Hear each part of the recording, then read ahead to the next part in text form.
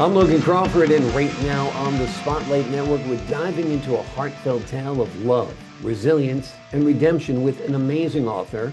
Her name is Freda McBride, and she has penned a wonderful book. It is called Jonathan and Emma, A View of the River. This emotionally rich novel follows two broken souls who find solace in each other, transforming their pain into a lifelong partnership that is filled with joy, heartbreak, and unwavering support. Over the span of 30 years, their love story proves that even life's toughest challenges can be conquered with determination and heart. We're delighted to have this very talented author join us here today on Spotlight. We thank the team at Bookside Press for helping us put her in the spotlight today, and we ask viewers like you to support authors like her by subscribing to our channel and by purchasing her amazing book. The links are below this interview. And be sure to download the Spotlight Network TV app, streaming on Roku, Apple TV, and Amazon Fire TV. Freda, thank you so much for joining us here today on Spotlight. Thank you for having me, for It's my inviting me. pleasure. Oh, honor to have you on the show. This is a wonderful book. Tell us about Jonathan and Emma. Are they real life characters that you've novelized? Tell us a little bit about them and how they came to be. No, they're not real life characters. Um, I don't know how they came to be honest with you. I've been writing for a very long time, but I've had a whole life of things to do, raising children and a career and a husband and all that Mhm. stuff. So I never tried to publish any. Actually, I never finished anything before.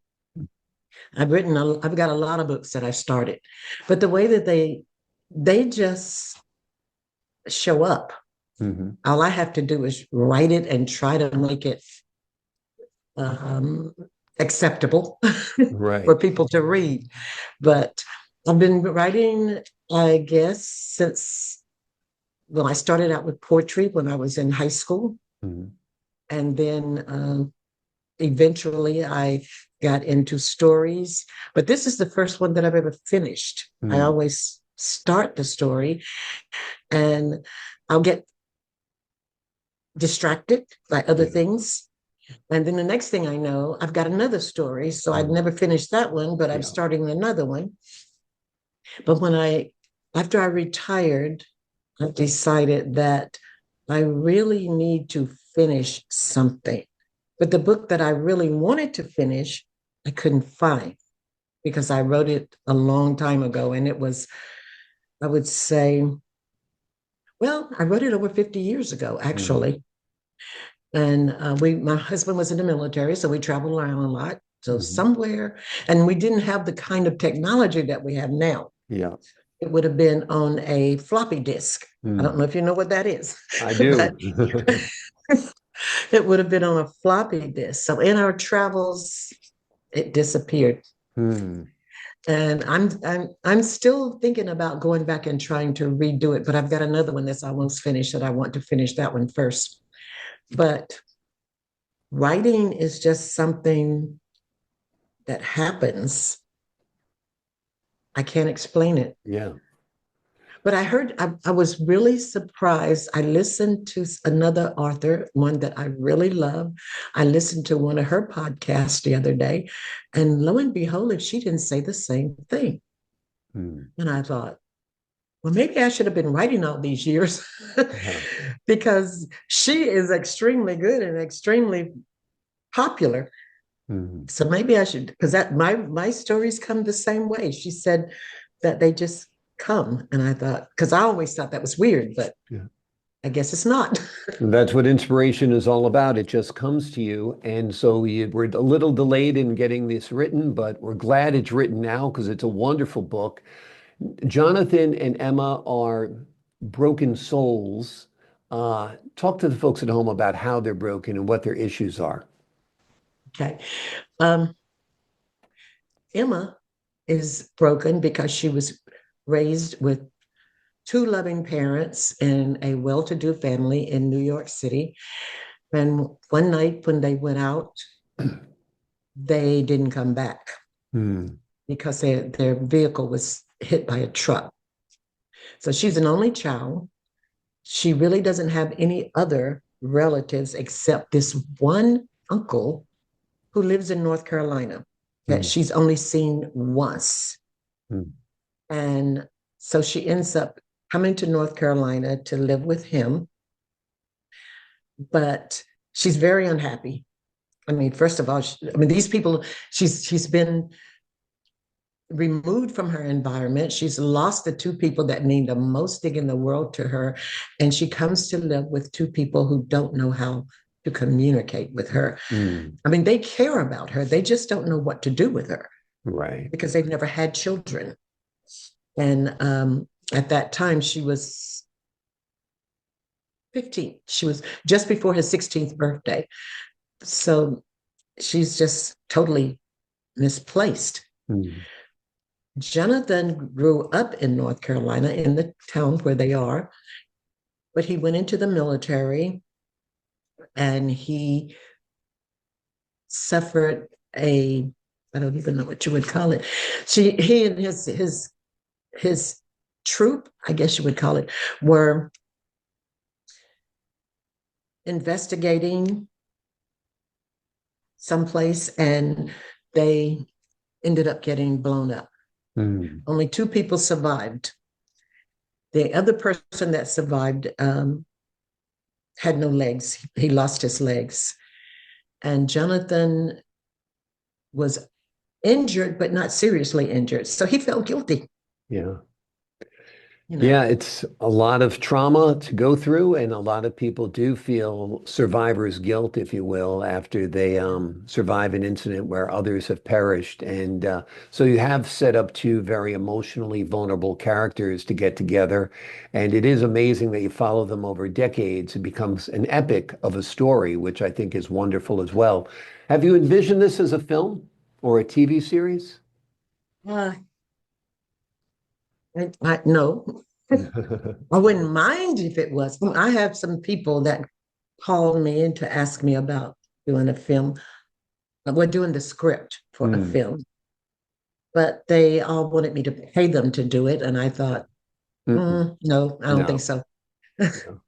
Find somebody who's motivated enough to take the challenge on their own and invest their time and energy and submit it to Hollywood like other people do. And I think you've done the first step of getting this produced, which is you've written the book. So hopefully it winds up in the hands of somebody who can just take it and instead of you writing a check, they write you a check, Yeah. which would be Yeah. nice. Yeah, that'd be Because wonderful. I did the self-publish, I went the self-publishing route because I didn't know what else to do. So I feel like I've spent enough money. Yeah. Yeah, you've invested in yourself and your product and your Mhm. story, and it's out there now, which is wonderful. Are you working on anything new? I know you've got a million stories that are unfinished that you began along the way. Are you thinking about a sequel to this or something? Not to actually, I'm thinking about the story that I told you about. Hmm. It would have been the prequel, and I've got another story. I've got a story of their children that I've almost finished. And that's what I'm planning to, well, their oldest son, they had five children, but their oldest son. So I'm trying, it's almost finished. I'm not sure what I'm going to do with it right now because I'm not sure if it's long enough, Hmm.